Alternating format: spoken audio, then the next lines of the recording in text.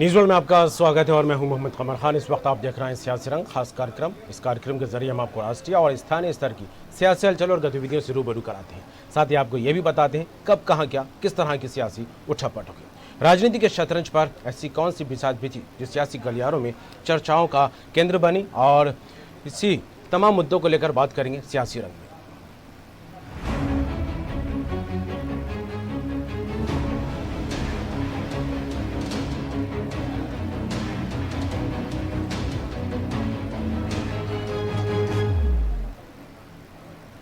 दिल्ली में किसान आंदोलन में प्रमुख भूमिका निभा रहे मध्य प्रदेश के किसान नेता शिव कुमार कक्का ने कहा कि सरकार की मंशा एक तानाशाही जैसी नजर आ रही है, लेकिन हमारा आंदोलन अनुशासित और अहिंसात्मक रहा है और आगे भी रहेगा। इस आंदोलन को सरकार ने कई बार बदनाम करने की कोशिश की है, लेकिन जब तक कृषि कानून वापस नहीं होंगे तब तक आंदोलन जारी रहेगा। शिव कुमार शर्मा ने आरोप लगाते हुए कहा है, आंदोलन को कुचलने की भी कोशिश की जा रही है। मध्य प्रदेश से कई किसान दिल्ली जा रहे थे जिन्हें पलवल पर रोका गया है, लेकिन किसान कमजोर नहीं हुए हैं और वहां भी टेंट लगाकर वे आंदोलन पर बैठे हैं। आंदोलन को बदनाम करने के लिए सरकार ने सबसे पहले आरोप लगाया कि ये पंजाब अकेले का है, फिर हरियाणा का है, फिर 2 राज्यों का है, फिर इसमें खालिस्तान के लोग इन्वॉल्व हैं, फिर फॉरेन फंडिंग है, और उसके बाद मुट्ठी भर किसान जो बैठे हैं सड़कों पर उनका है केवल, बाकी किसान तो हमारे साथ है। कुछ दरबारी सरकारी फर्जी किसानों को लाके ये कहलवाया जा रहा था कि ये हम इस अध्यादेश को पसंद करते हैं, ये अध्यादेश बहुत अच्छा है। इस सारी बाधाओं को हमने पार किया। मध्य प्रदेश की जो रास्ता है वो दिल्ली आगरा रोड है। 3 जगह हमारी ट्रालियों को रोका, 4थी जगह पलवल पर हम लोग धरना लगा के बैठ गए। हजारों किसान वहाँ आ रहे हैं, जा रहे हैं, धरने पर बैठे हैं। तो मध्य प्रदेश के नाम पर एक सड़क है आज। तो मध्य प्रदेश की भूमिका कमजोर नहीं है, अभी तक अहिंसात्मक रहा है, आगे भी रहेगा। हमारी तैयारी बहुत लंबी है और तैयारी हमारी लंबी है। जब तक हमारी मांगे नहीं मानी जाएंगी, ये आंदोलन किसी भी सूरत में वापस नहीं होगा, आंदोलन और तेज होगा। खबर पर बात करेंगे। राय सक्सेना हमारे साथ जुड़ गए हैं, मध्य प्रदेश स्टेट हेड। राय जी, किसान आंदोलन को लेकर जिस तरह से अलग अलग राज्यों से सियासत से जुड़ी तस्वीरें तो निकलकर सामने आने लगेंगी, लेकिन किसान नेता जिस तरह से बात करते दिखाई दे रहे हैं उसको लेकर भी एक अलग स्थिति बनती दिखाई दे रही है। आज कक्का जी को लेकर बात की जाए तो उन्होंने सरकार पर कई गंभीर आरोप लगाए और किसान आंदोलन को बात लेकर कही है कि कानून तो वापस लेने होंगे, सरकार को इस तरह की बात भी कहते दिखाई दी है। क्या कहें? जिसकी बात करें तो मध्य प्रदेश के किसान नेता हैं, लेकिन जिस तरह से कृषि कानून, जो 3 कृषि कानून हैं जिनका विरोध किया जा रहा है, वो अभी दिल्ली बॉर्डर पर और दिल्ली में शुरू से जमे हुए हैं। जिस तरह से उन्होंने कहा कि उनके आंदोलन को कुचलने की कोशिश की जा रही है, सरकार की मंशा एक तानाशाही की तरह उन्हें नजर आ रही है, और उनका आंदोलन दूसरी तरफ जिस तरह दलील दी है कि उनका आंदोलन अनुशासित और अहिंसात्मक है, यानी किसी भी तरह की कोई ऐसी गतिविधियां या वर्किंग आंदोलनकारियों के द्वारा नहीं हो रही है कि जिससे किसी चीज का नुकसान पहुंचे। लेकिन सरकार की मंशा पर उन्होंने सवाल खड़े किया। दूसरी तरफ जिस तरह से उन्होंने कहा कि उनका आंदोलन सतत जारी रहेगा जब तक ये जो कृषि कानून वापस नहीं लिए जाते। दूसरी तरफ मध्य प्रदेश की भूमिका को लेकर जिस तरह से उन्होंने कहा कि नहीं, मध्य प्रदेश की भूमिका भी इस आंदोलन में काफी अहम है। और पलवल जो कि दिल्ली से लगा हुआ एरिया है, मध्य प्रदेश से जब दिल्ली के लिए जाते हैं तो पलवल पहले वो क्षेत्र पड़ता है, वहां पर उनको रोका गया है। कुल मिलाकर यही है कि अभी जो आंदोलनकारी है, चाहे शिव कुमार शर्मा हो या तमाम तरह के जो आंदोलनकारी जो प्रतिनिधित्व कर रहे हैं अलग अलग किसान संगठनों का, कक्का शिव कुमार शर्मा भी उसमें एक अहम रोल अदा कर रहे हैं। और दलील यही है कि जब तक कानून वापस नहीं होगा तब तक उनका आंदोलन जारी रहेगा। और कई दौर की बातें, 7 दौर की चर्चा बैठकें हो चुकी हैं, लेकिन कोई नतीजा नहीं निकला। कुल मिलाकर मंशा जिस तरह से शिव कुमार शर्मा बता रहे हैं कि जब तक मांगे पूरी नहीं होती, जब तक कृषि कानून वापस नहीं लिए जाते, तब तक लगातार उनका आंदोलन जारी रहेगा। अब देखना होगा कि किस तरह की स्थिति परिस्थितियां आगे बढ़ती है। बिल्कुल राज जी, 36वां दिन है आज आंदोलन का और ऐसे में सरकार और किसानों के बीच कहीं ना कहीं 36 का आंकड़ा नजर आने लगा है। लेकिन जिस तरह से कल 7वें दौर की जो बैठक हुई थी उसमें जो बात निकलकर सामने आई वो यही रही कि कुछ बातें सरकार ने मान ली, हालांकि कुछ बातों को लेकर अभी भी किसान अड़े हुए हैं। तो लेकिन ऐसे में अभी परिस्थिति वही बनी हुई है कि आखिर जब अंतिम दौर की बैठक होगी या वार्ता होगी 4 जनवरी तय की गई है, तो क्या कुछ निष्कर्ष निकलकर सामने आएगा, इसको लेकर असमंजस की स्थिति अभी भी बनी हुई है। लेकिन विपक्ष भी लगातार इसको लेकर हमलावर है सरकार पर, क्या कहें? देखिए कमर, बात यही है, अगर इस पूरे आंदोलन की बात की जाए या फिर इसको लेकर किया जा रहा है, अलग अलग किसान संगठन है जी, और बात इसी को आके अटक जाती है कि कैसे सारे जो संगठन है किसान संगठन, उनमें एक रूपता दिखे, एक मत उनको दिखे कि फिर उसको लेकर सरकार और किसान संगठनों के बीच में जो चर्चा होती है उसमें आम सहमति बन सके। लेकिन अभी इस तरह की स्थितियां नहीं दिख रही हैं। लेकिन उम्मीद अब ये करी जा रही है कि जब अब एक कहीं ना कहीं जिस तरह से संकेत मिल रहे हैं, क्योंकि लंबा आंदोलन हो गया है और मुझे लगता है कि किसान संगठन भी चाहते होंगे कि कहीं ना कहीं जो प्रमुख मांगे हैं उनकी तरफ अगर सरकार ध्यान देती है तो फिर आंदोलन के सॉर्ट आउट करने की दिशा में आगे बढ़ा जाए। लेकिन अभी ये सारी चीजें क्लियर नहीं है कि आखिर कब ऐसा होगा और किस स्थिति परिस्थिति में होगा, और केंद्र सरकार कितने पीछे जाएगी, कितनी मांगे मानती है, ये तमाम सारी चीजें अभी है। लेकिन कुल मिलाकर यही है कि अभी जो आंदोलन है वो जारी है और 7वें दौर की बैठक कल हुई थी, अब आगे भी जिस तरह से 4 जनवरी को बैठक है और उसके बाद देखना होगा कि क्या वाकई जो ये आंदोलन है वो इनका आंदोलन कमजोर पड़ता है या फिर सरकार और जो प्रदर्शनकारी हैं, जो किसान संगठन है, उनके बीच में किसी तरह की कोई सहमति बनती है। क्योंकि केंद्र सरकार भी अब ये चाहती है कि लंबा आंदोलन हो गया है, कहीं ना कहीं कोई ऐसी बात या ऐसी सहमति बने जिससे इस आंदोलन को समाप्त किया जा सके। और मुझे लगता है कि अब जो अलग अलग संगठन है, किसान संगठन है, वो भी शायद इस दिशा में आगे बढ़े। लेकिन जिस तरह से शिव कुमार शर्मा ने कहा है कि जब तक सारी मांगे पूरी नहीं की जाती जब तक आंदोलन जारी रहेगा, ये तो चूंकि एक आंदोलन को और मजबूत बनाने को लेकर आंदोलन के में जो शामिल किसान है, जो किसान संगठन है, उनमें लगातार कॉन्फिडेंस बना रही, ये तमाम सारी चीजें तमाम सारे किसान संगठन कर रहे हैं। लेकिन देखना होगा कि अब आगे जो 8वें दौर की बैठक होगी उसमें क्या कोई नतीजा निकल सकता है जिससे इस आंदोलन को समाप्त किया जाए। बिल्कुल हराज जी, इसको लेकर सभी को इंतजार है कि आखिर अंतिम दौर की बैठक कब तक होगी और क्या कुछ निष्कर्ष निकलकर सामने आएगा। लेकिन तमाम परिस्थिति के बीच एक सवाल ये भी निकलकर सामने आ रहा है, एक तरफ किसान अपनी मांगों को लेकर अड़िग है तो दूसरी तरफ विपक्ष इसको मुद्दा बनाने में जुटा हुआ है। तो वहीं बीजेपी विपक्ष को पर यह आरोप लगाती दिखाई दे रही है किसानों को बरगलाया जा रहा है, उनको बहकाया जा रहा है। लेकिन बीजेपी भी अभियान चलाती दिखाई दे रही है कि किसानों को समझाइश दी जाए नए कानून को लेकर। तो इन बिंदुओं को जोड़कर अगर मिलाकर देखा जाए तो क्या कुछ निकलकर सामने आ रहा है? देखिए खबर सीधी सी बात है क्योंकि एक तरफ किसानों का आंदोलन है और किसानों की जो मांगे हैं वो है, दूसरी तरफ राजनीति और सियासत लगातार इस पर चर्चा होती आई है और चर्चा हो भी रही है और आगे भी हो, क्योंकि एक तरफ आंदोलन के साथ में राजनीति और कहीं ना कहीं सियासत भी इसमें हावी है। और यही कारण है कि विपक्ष की अगर हम बात करें, चाहे कांग्रेस हो या फिर अन्य जो राजनीतिक दल हो, उनकी हम बात करें तो तमाम तरह के सवाल इसी को लेकर रहे हैं। और सबसे बड़ी बात तो यही है कमर कि किसानों को लेकर जितनी राजनीति देश में होती रही है और उसी की ये कारण है कि किसानों से जुड़ी हुई जो तमाम तरह की समस्याएं हैं कहीं ना कहीं वो पीछे रह जाती है और राजनीति और सियासत हावी हो जाती है। कुछ इसी तरह से मामला पूरा इन कृषि कानूनों को लेकर है कि एक तरफ कृषि कानून है और कृषि कानून को लेकर केंद्र सरकार की दलीलें हैं और कहा जा रहा है कि किस तरह से किसानों के लिए फायदेमंद है। दूसरी तरफ वो किसान जो इस कानून को अपने लिए नुकसानदायक मान रहे हैं, उनकी जो मांगे हैं या जो उनकी बातें हैं। तीसरा वो राजनीतिक उस राजनीति और सियासत इसमें लेके जिस पर कि बीजेपी तमाम तरह के सवाल लंबे समय से खड़े करते आई है कि सिर्फ बरगलाया जा रहा है, किसानों को भ्रमित किया जा रहा है, जबकि कृषि कानून किसानों के पक्ष में है। तो राजनीति और सियासत इस आंदोलन में जरूर हावी है, लेकिन इन सारी चीजों से हटकर जब वास्तविक जो किसानों की समस्याएं हैं या जो सरकार सोचती है उनके बीच में जब बातचीत होगी और तमाम सारे बिंदुओं पर चर्चा होगी तभी कुछ इस पर निराकरण निकलता नजर आएगा।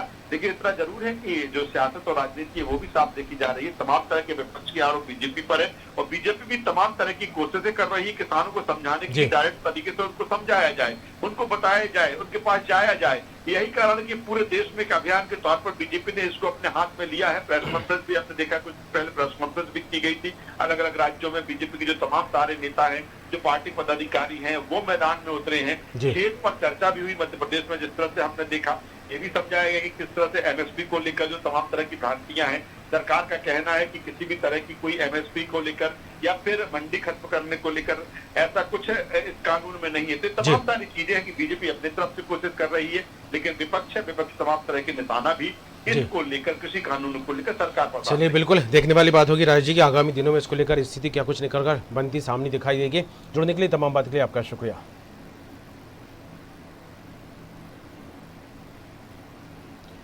छत्तीसगढ़ में समर्थन मूल्य पर धान खरीद जारी है, लेकिन अब छत्तीसगढ़ में कभी भी धान खरीद प्रभावित हो सकती है। चावल उठाव नहीं होने से धान जाम हो गई है। वहीं इन तमाम विषयों को लेकर मुख्यमंत्री भूपेश बघेल ने प्रधानमंत्री नरेंद्र मोदी को पत्र लिखा है। इस पत्र में राज्य में खरीफ विपणन साल 2020 और 21 में किसानों से धान खरीदी व्यवस्था के बेहतर संचालन के लिए अनुमति तत्काल जारी करने के संबंध में आग्रह किया गया है।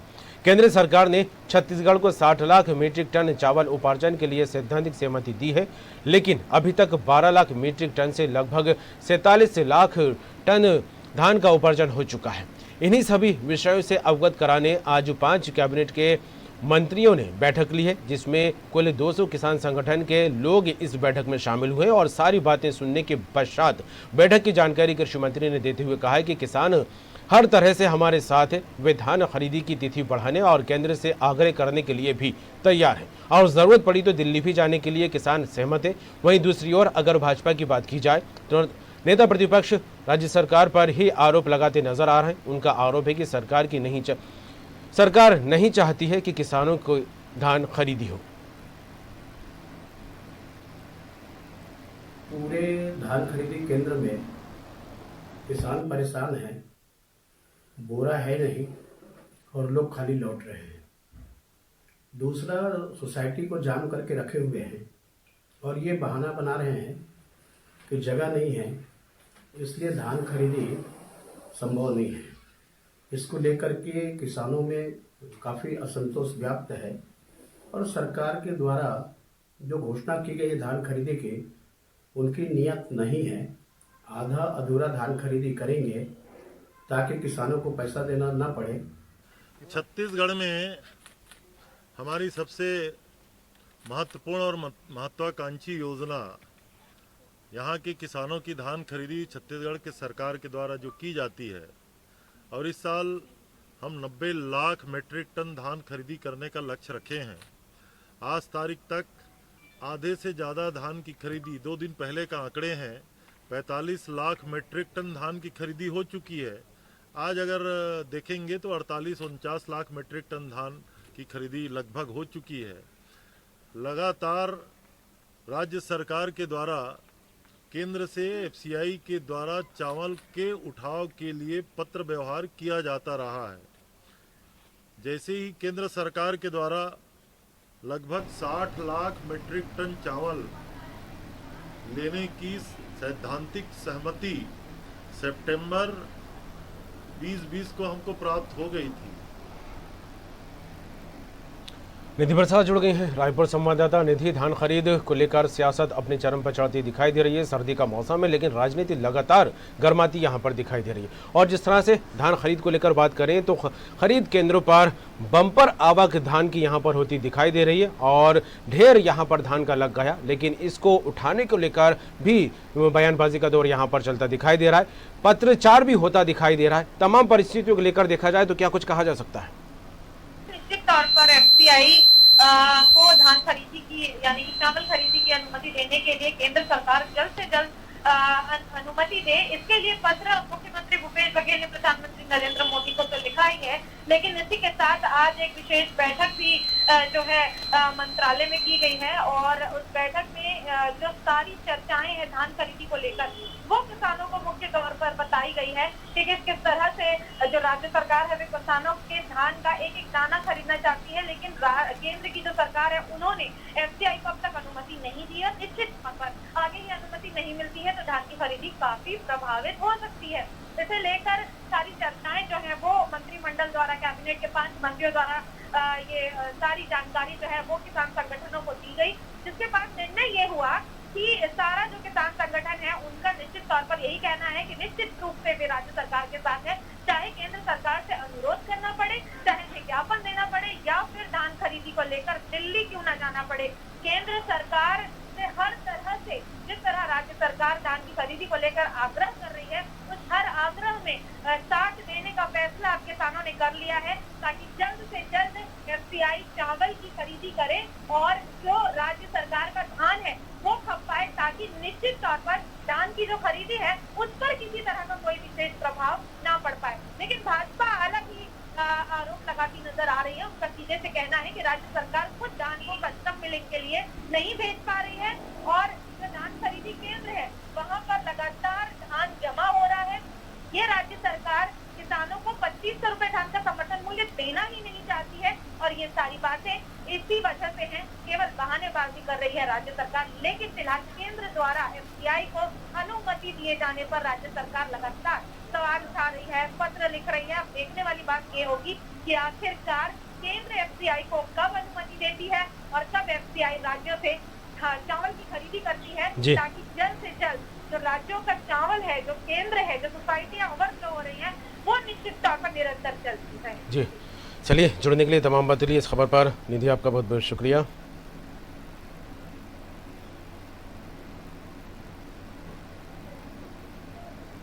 बीजेपी ने आगामी चुनाव के लिए कार्यकर्ताओं को तैयार करने के उद्देश्य से प्रशिक्षण शिविर का आयोजन किया। इसे लेकर पूर्व मंत्री और बीजेपी विधायक बृजमोहन अग्रवाल ने कहा, जन जन तक केंद्र सरकार की सफलताओं और प्रदेश सरकार की विफलताओं को पहुंचाना है।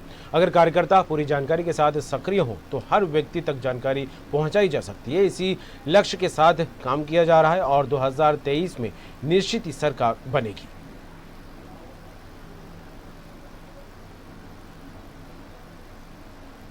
प्रशिक्षण वर्ग पूरे प्रदेश में चल रहे हैं। 400 से ज्यादा मंडलों में प्रशिक्षण वर्ग चल रहे हैं। 11 विषयों पर प्रशिक्षण दिया जा रहा है, जिसमें भारतीय जनता पार्टी का विकास, भारतीय जनता पार्टी की सरकार के द्वारा किए गए काम, मोदी जी की योजनाएं, भारतीय जनता पार्टी की विचारधारा और भारतीय जनता पार्टी साथ में देश की आंतरिक एवं बाह्य सुरक्षा से संबंधित अभी तक का इतिहास, इन सब मुद्दों को लेकर 2 दिवसीय प्रशिक्षण वर्ग भारतीय जनता पार्टी के कार्यकर्ताओं को दिया गया है। प्रशिक्षण वर्ग खबर पर बात करेंगे। एक बार फिर हमारे साथ जुड़ गए हैं निधि प्रसाद, रायपुर संवाददाता। निधि, 2023 में काफ़ी वक्त है अभी, लेकिन बीजेपी की तरफ से जिस तरह से तैयारियां होती दिखाई दे रही हैं, जिस तरह से प्रशिक्षण शिविर यहाँ पर होता दिखाई दे रहा है और अभी से कार्यकर्ताओं को लेकर जिस तरह से बात कही जा रही है, उनको टिप्स देने को लेकर कि किस तरह मैदान में उतरना है, जनता तक कैसे पहुँचना है, तो प्रशिक्षण शिविर जो होगा उसको लेकर अब तक क्या कुछ निकल कर सामने आया? बिल्कुल निश्चित तौर पर लगातार भारतीय जनता पार्टी जो है वो अपने कार्यकर्ताओं को प्रशिक्षण शिविर के माध्यम से कई तरह की जानकारियां उपलब्ध करा रही है, या यूं कहा जाए तो 6 साल की मोदी सरकार की उपलब्धियां और 2 साल की राज्य सरकार की विफलताएं, ये उद्देश्य है इनके सब प्रशिक्षण शिविर का।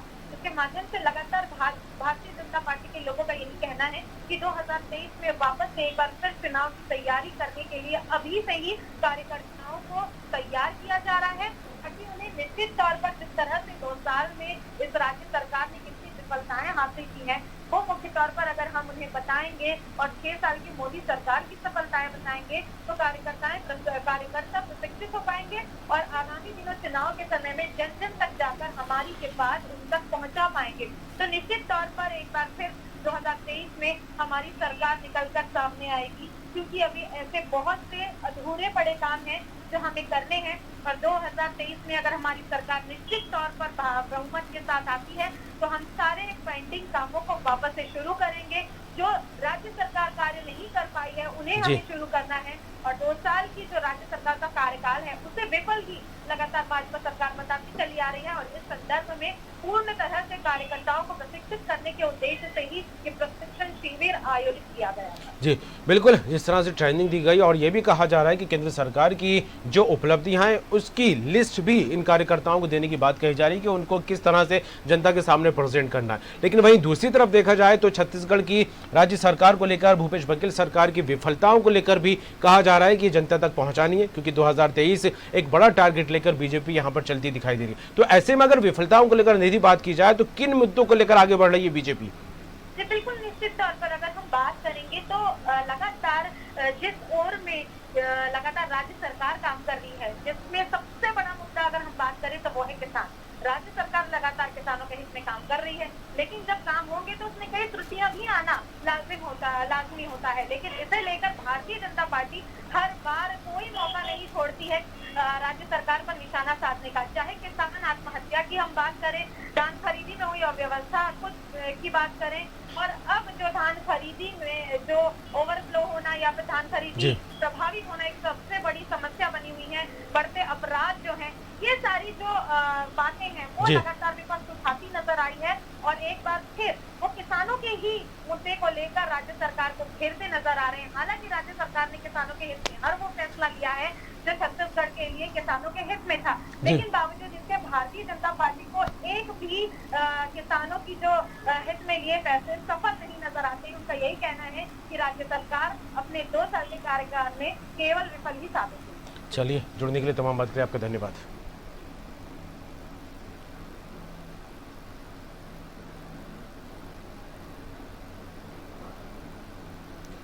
सियासत रंग में फिलहाल इतना ही। ताज़ा अपडेट्स और बाकी खबरों के लिए देखते रहिए न्यूज़ वर्ल्ड।